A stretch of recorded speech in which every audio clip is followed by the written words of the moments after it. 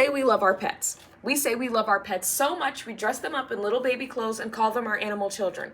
But there's a difference between the way we treat ourselves and our pets. I know plenty of young people that have no problem watching hours of health and diet content for themselves, whether they'll actually use the information or not. But when's the last time you remember watching a health and diet video for your dog? We're young, and that means we have technology to our advantage. So why don't we take this advantage and jump on a better path for all hands and paws involved? It's coming that time for us young people to pick that first dream pet we all have in mind.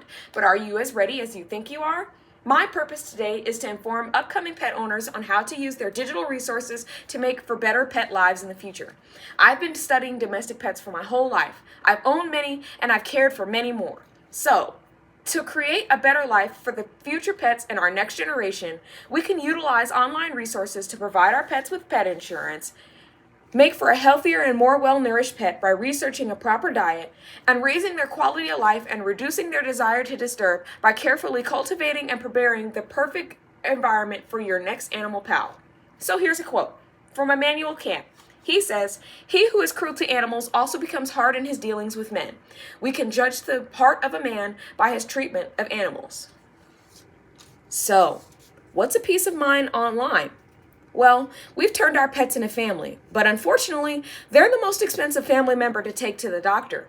Getting a pet is always a good idea until the vet bill rolls around, but it doesn't have to stay this way.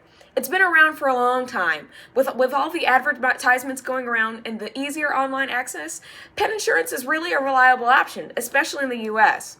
As Breen says in her article about unconditional love for a pet, sometimes our pets make mistakes, and sometimes we do, but the recovery is always costly. With the technology advancing for healthcare, it takes a lot of time to create a quality vet, and it's even more expensive to keep one.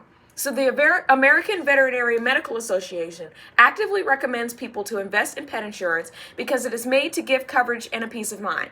These days, without that peace of mind, an accident can cost your family a life savings.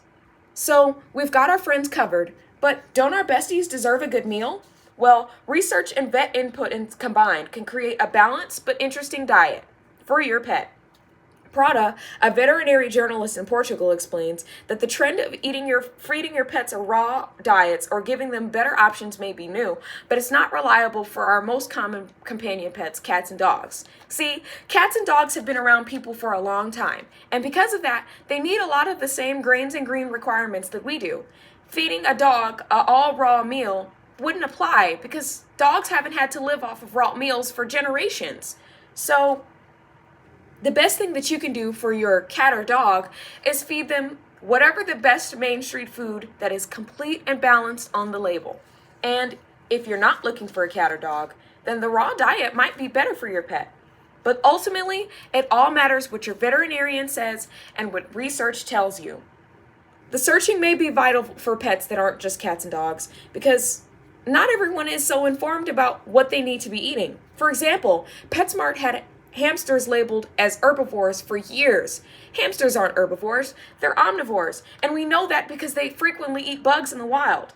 So, Vet Centers of America says to look for a complete and balanced diet as well as implementing raw treats or food toys to make mealtime more enjoyable.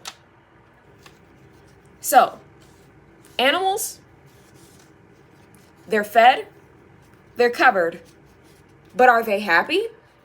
Well, that comes with giving our pets what they need outside of just water and food, because they require more than that, just like you and I do.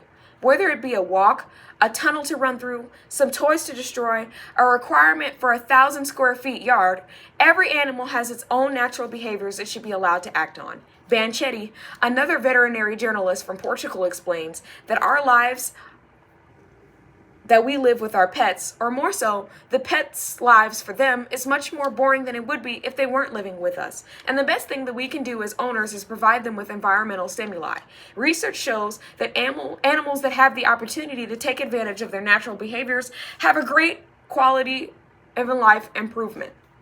Things like being creative with your feeding, enclosure improvements, consistent exercise, being trained for elaborate tasks, being given a perfect basking boulder, or whatever the research says your pet needs, you should be giving it to them, because not only will it create a happier pet, but it will create a calmer and more docile pet, which will make the lives easier for the both of you. So, for our generation, for some before us, and for those to come, pets are more than just an asset in our homes. They're family. And if we get to live the good life as humans, it's right that we share the best of it with our best friends. The best we can do to make a better future for them is learning to be better pet owners, giving to our animal family by using the digital age and buying them a peace of mind with pet insurance, spending time and effort choosing and cultivating a balanced and exciting complete diet, and raising their quality of life and lessening their want for defiance by enriching their lives with access to natural behaviors. So, what a better way to share the love than share the research right at our fingertips and make our pets' lives just as good as ours.